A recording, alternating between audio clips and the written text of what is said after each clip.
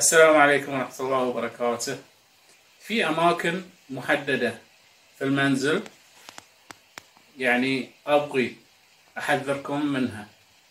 أول هذه الأماكن أكرمكم الله دورات المياه، الحمامات، أعزكم الله. شوفوا دورات المياه يمكن يخفى على كثيرين بأن هي الأماكن اللي تتواجد فيها والعياذ بالله منهم الجن والشياطين.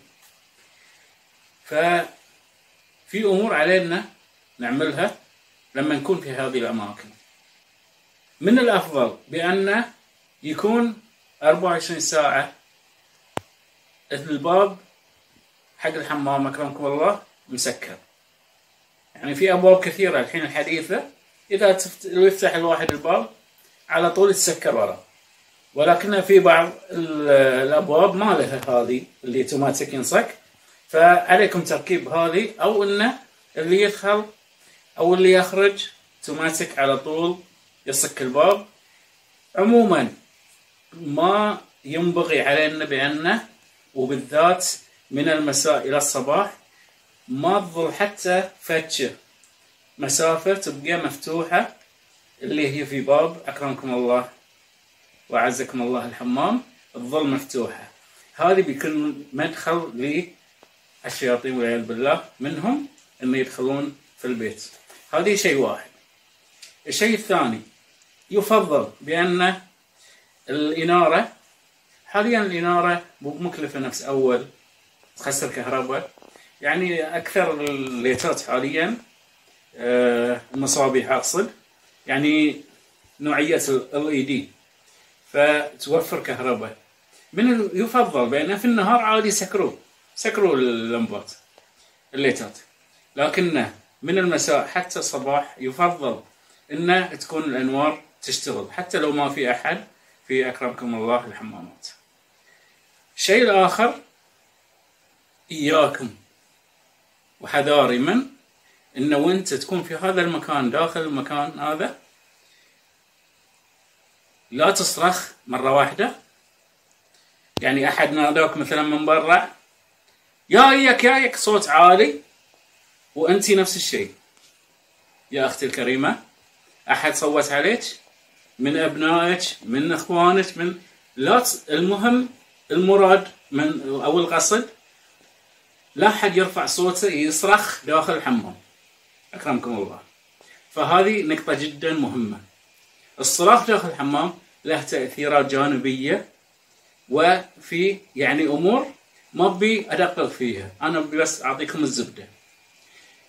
أمر آخر اللي حاليا انتشار التلفونات والمواقع والإنترنت، حذاري من كثرة أو طول مدة قعدتي أو قعدتك أو قعدتك داخل أكرمكم الله في الحمام لقضاء الحاجة سريع ويطلع الإنسان.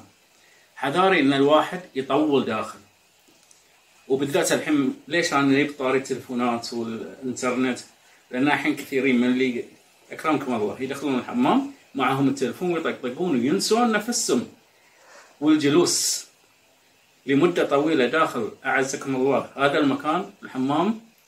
مو بايب حديث لأن أنا لا شيخ فقه ولا بأتعمق في الفقه، ولكن في أحاديث وردت عن الرسول صلى الله عليه وسلم بأن ما ينبغي أن نظل فترات طويلة داخل أكرمكم الله الحمامات، وبالذات اللي يدخلون معهم تلفونات بل شنو يشغلون أغاني صوت، بل في من اللي داخل الحمامات يغنون بصوتهم يرددون ورا اللي يغني، أو إنه حتى بدون تلفون بعد في ناس يستطربون وهم يتروشون يغني.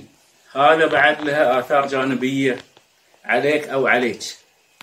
حتى أبنائنا هذه الأمور علموهم بأن هذه الأمور خطر. وأيضا